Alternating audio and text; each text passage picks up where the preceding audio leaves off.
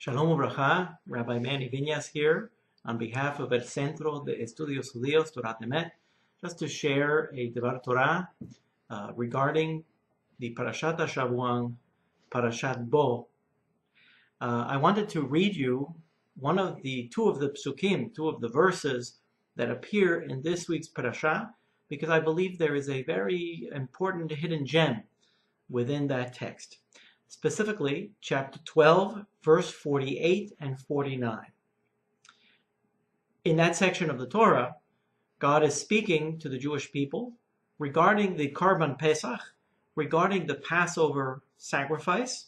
And he says, "And should a convert reside with you, he shall make a Passover sacrifice, a Passover offering, a Karban Pesach to God. All his males shall be circumcised, and then he may approach to make it, and he will be like any native born, but no uncircumcised male shall eat of it, shall eat of the Karban Pesach. There shall be," chapter 12, verse 49, "there shall be one law for the native and for the stranger." I believe that it's important for us to realize that here the Jewish people are about to exit Egypt, where they had been slaves to Pharaoh in Egypt. They receive an important commandment that throughout their generations they are to take the Karban Pesach, the Paschal Lamb, the sacrifice that is brought in remembrance of that night in Egypt, that fateful night when we were saved from slavery to Pharaoh in Egypt, when the killing of the firstborn. And we are told that throughout our generations, we are to tell the story of the Exodus from Egypt. Specifically, I want to talk about the fact that all too often Judaism is presented as an observance of one of the traditional memories of all of the historical events that occurred to us. Of course, right away we think of Fiddler on the Roof and the beautiful song, "Tradition, Tradition."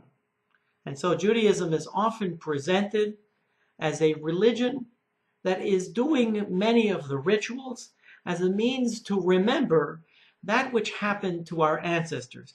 But there's a hidden message in this week's parasha that is telling us, even at the moment when the Jews were experiencing the greatest triumph of their moment, when they were about to exit their slavery, and we knew that this would be a historical event that our descendants would remember us, that we would remember for all generations, God already knows that there would be converts in the future that would be able to understand the message of the Passover, and that they also wanted to participate in it.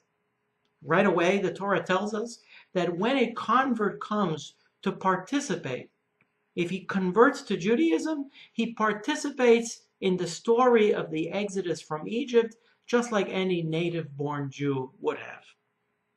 My interest in this parasha, my interest in this section of the parasha, is primarily that it is not only a historical event, the remembrance of the Exodus from Egypt, because if it were only a way of remembering the historical event of the Exodus from Egypt, it would make sense to have only born Jews participate in the sacrifice of the Passover, which today we don't do because the temple was destroyed and we don't have an altar on which to bring it. Hopefully someday soon we'll be able to do so.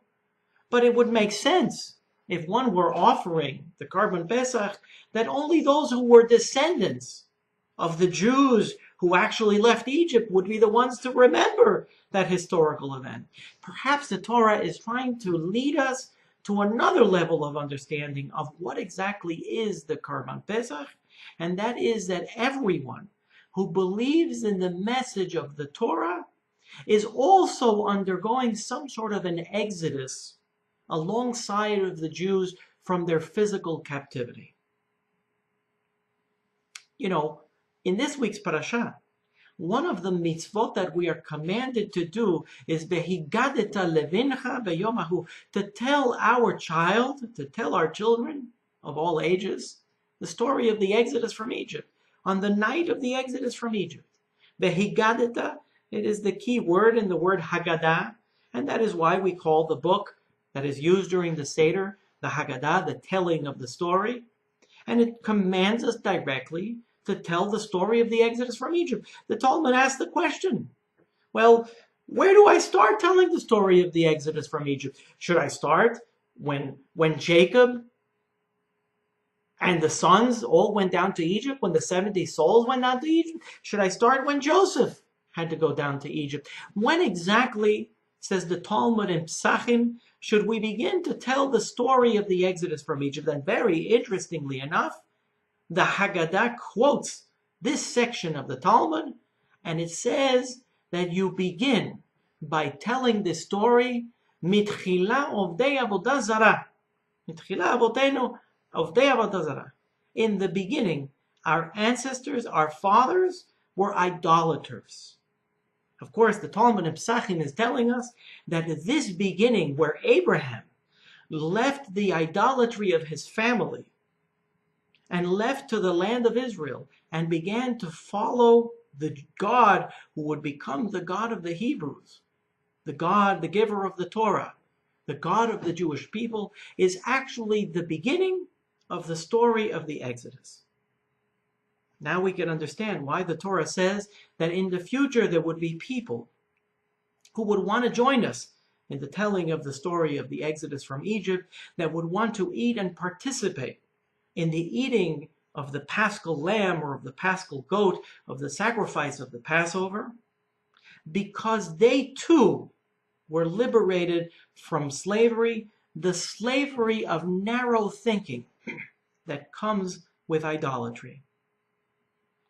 A person who comes to join the Jewish people at any age, at any generation, at any point in history, is like a native-born Israelite, born in the land of Israel, that comes directly from the DNA gene pool of the Jewish people who actually left Egypt.